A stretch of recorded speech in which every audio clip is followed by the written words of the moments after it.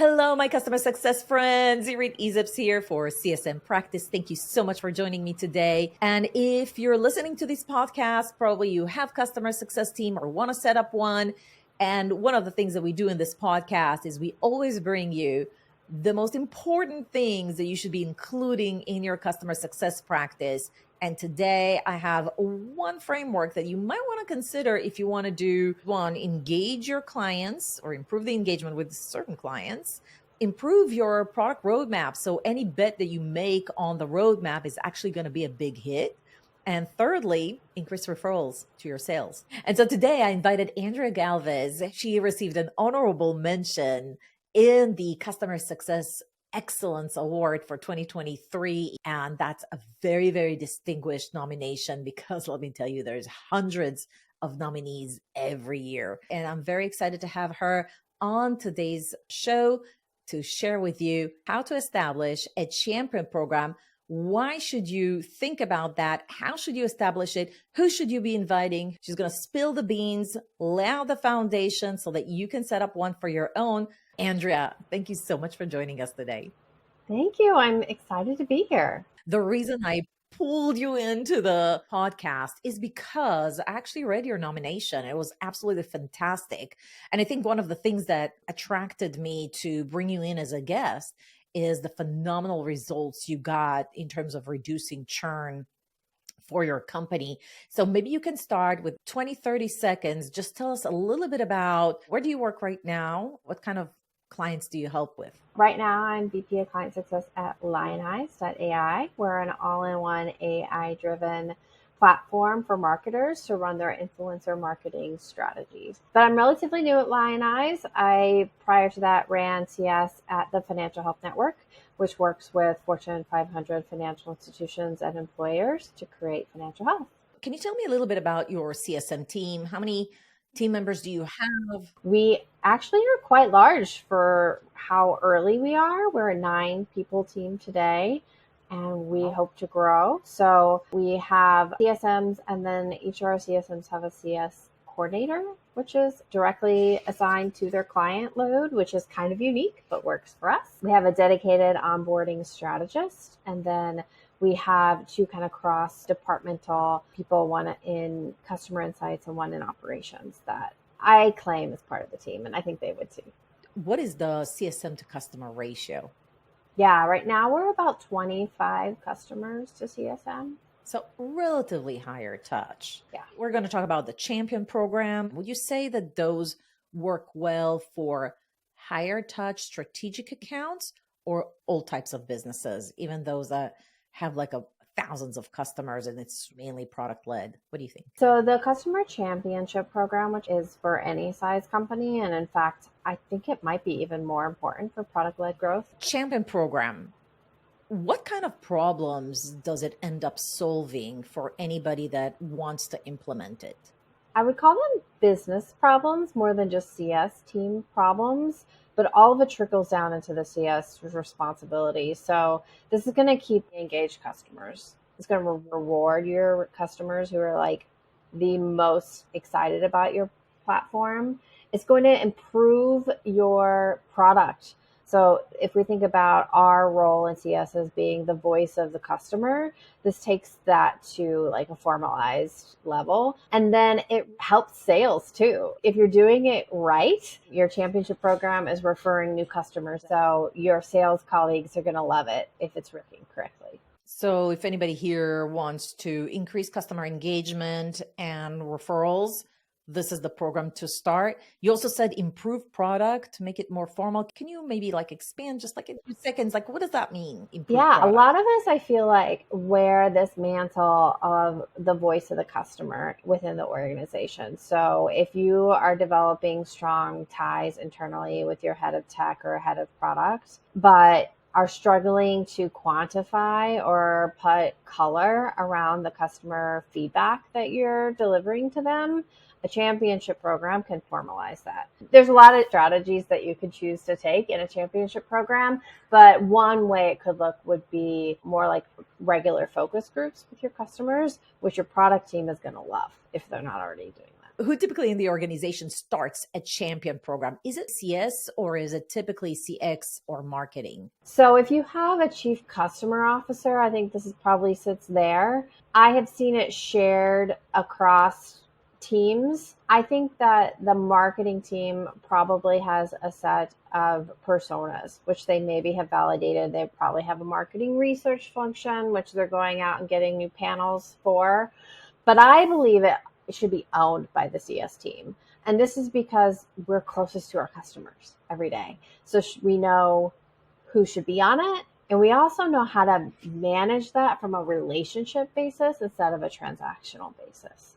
So that means the results of the program can like be embedded in the organization versus like project basis. I think everybody's curious. What are like the 3 to 5 parts or elements of a good, solid champion program? So you would have set of requirements for what is going to be a good customer to join the program, and a set of expectations that they understand and sign on. So think about this as a customer contract that they're signing. You're going to have a way to reward them, and that is going to be different depending on what your customers like and what industry you're in. And then you're going to have engagement across the organization. So this is the meeting or the place where your CEO is going to want to pop in and like shake hands and talk to customers. So high-level executives are expected to be involved in this champion program. It sounds a lot like a CAB, means customer advisory board. Is that different? It is different. And here's how I see it as being different. The customer advisory board typically gives you feedback on your product. But what is different for a championship program is they're giving you feedback on the entire experience, and they are actively going out and telling people about it for you. So they become an extension of your team and your organization. This is the part where they could be selling, they could be referring. The rewards program could be based on how many people they bring in to the company, but it might just be based on the feedback they give you. So I think it has more flexibility. What kind of rewards do you give them? Is this like high-level executives, or do you bring like anybody to the champion program? Depends on your goals as an organization. They have to have the time to dedicate it to it. So I have not had this be super successful with like the C-suite levels, but certainly your VP product level colleagues on the other side, this would be great for them. It needs to be a decision maker though, because otherwise you're going to get feedback from people that won't be able to drive your business. So maybe not the C-suite for your customer's account, but the level below. So still a decision maker, maybe an engagement lead or an initiative lead, but not like the admin and the end users. These are high-level people still. What kind of rewards are you giving them, and when? Is it after every meeting? Is it after every referral? So some of the strongest rewards or incentives for programs like this is visibility. So the way that you're promoting them, you're giving them first look into your products and inviting them on podcasts, inviting them to like actually kind of be the voice of your organization to their communities. It helps them bring value to their community if you've aligned it correctly. If your company and your product actually matters for what they do or what they're interested in. But you want to like give them tangible things too. So if you have user conferences, you should give them free tickets to that. You should give them a set of tickets that they can share with their friends. You should absolutely consider discounting the product that they are purchasing at a certain level, especially if there are parts of it that they're like actively involved in creating. They're going to feel a lot of ownership over that. We have considered equity stakes as a reward, but that gets into more like the advisory board level. I mean, there's lots of overlap. You could have both in your organization, but you could also just have one or the other. Okay, so what I'm hearing is that the rewards are not a t-shirt. They're really just like, okay, let me get you access even to the community. So either by attending my events, speaking at my events, or promoting you on my social media and like elevating your either personal brand or your own brand.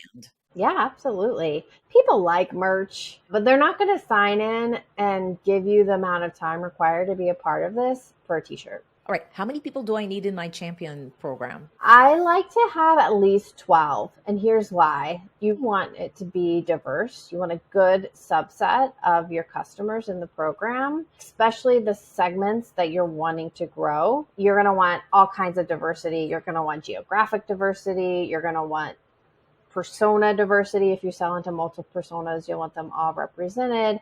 And then you're going to want demographic diversity. You do not want a program of just all purple people. So you need at least 12 to capture all of that.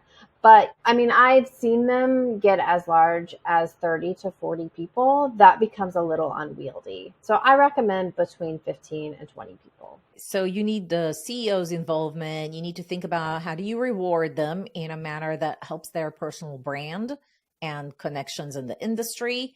Those are two things to include. We talked about how many. What are a few more elements in a very solid, mature champion program that you would recommend anybody to consider when they're setting one up? The pitfalls of what will make this not be successful is if you don't put enough time into it.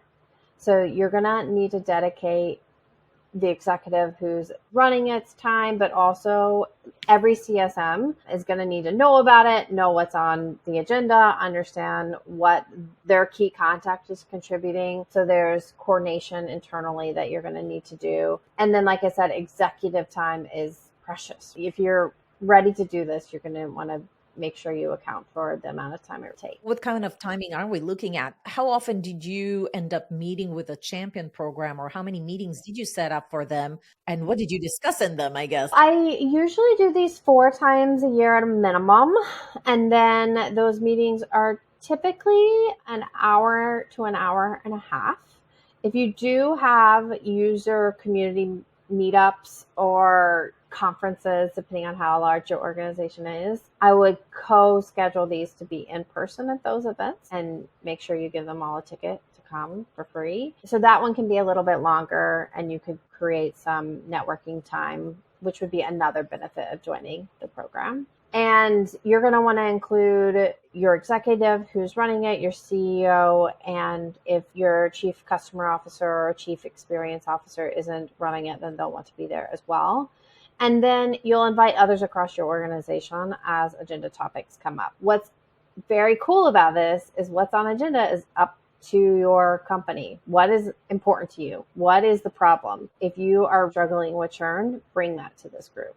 If you're thinking about your roadmap and want to get that squared away, and maybe you do have an advisory board, this would be a second set of qualification for those bets that you're going to take. Or if you're just like going, you're ready, like your engine is going, and what you need is more customers or more users, taking that to this committee and asking them to help you solve that. So they are basically my external group to brainstorm on whatever is the priority for me in fixing things in my company or opportunities that I want to seize for the company. And I just want to validate ideas or get some more ideas that maybe I'm not even considering.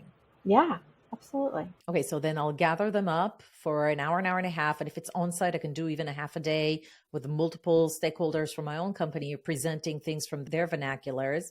It does sound a lot like a client advisory board, I will say, except for maybe the stakeholders are just a little bit different. Yes? Yeah.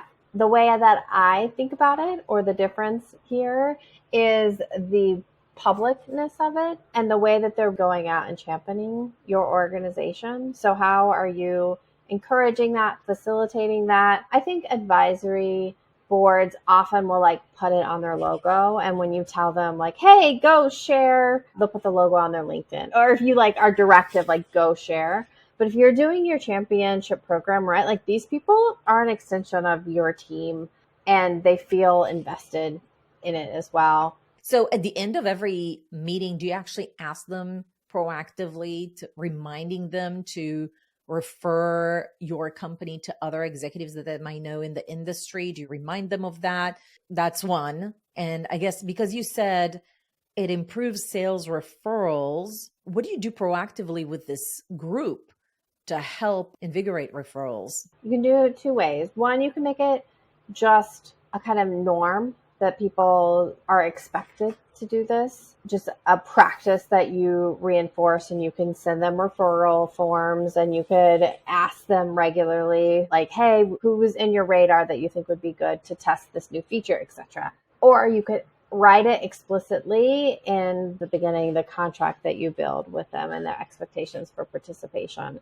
So you could say, hey, if you're a part of this championship program, our expectation is that you refer 2 customers a quarter. Social media wise, you said they would put on LinkedIn, they would put that they're part of your champion program or advisory board. And then you said it's way more public. So is that the aspect that's public about it?